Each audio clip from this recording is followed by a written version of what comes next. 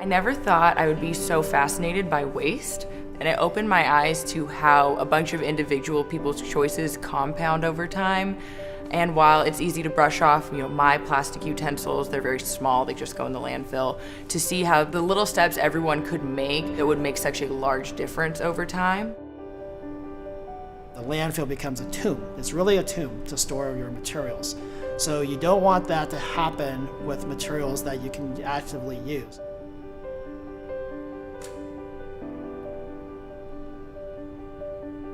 Much of the food waste on campus, outside of the eateries, as well as all the paper towels on campus, were being thrown into the trash.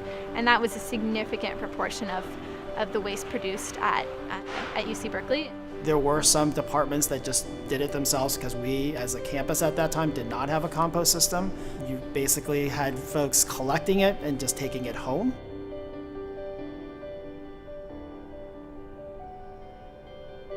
While a lot of staff members and faculty members were interested in this, they either didn't necessarily have the time or the kind of political clout on campus in order to get this rolling, and it had to come from the students. It had to be a demand from the students. We formed the Compost Alliance in 2009.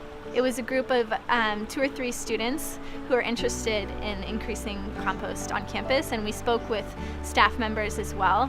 And that's why it was an alliance, because it started more than just from the student base. There was also a call from staff. We each get assigned multiple buildings. We work with all of the staff within the building to get them prepared and figure out what their needs are. And we also did outreach to staff members in office spaces as well as faculty and students. So that involved kickoff events. It included a lot of signage.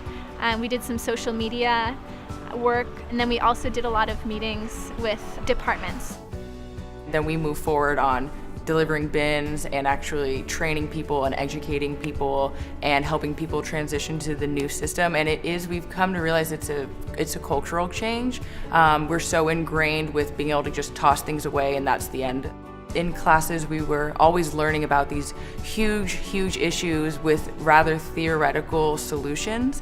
Being able to see the work being done and seeing the effect immediately was a great contribution to my education, my whole entire experience as a student.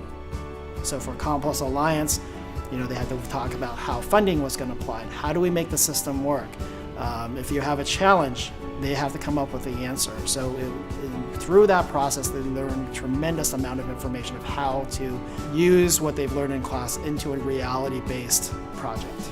I know that a number of the students through this program have gone on to doing a bunch of green building related work, working at Levi's, working with the EPA, going on to master's and PhD programs that were directly influenced by their experience doing green building work on campus. Even though we're calling it Compost Alliance right now, it's being institutionalized into our facility services project. As we move forward into the new buildings, it'll be there. Each building that we implement, we're getting faster and faster and more efficient and knowledgeable about how to do it. They were able to make sure that now moving forward, all the new buildings will have compost systems in place. I look forward to seeing the day when a majority of our buildings have the functioning systems and it's just deeply embedded within our campus culture. If everyone just takes a very small step forward, it creates a really large benefit.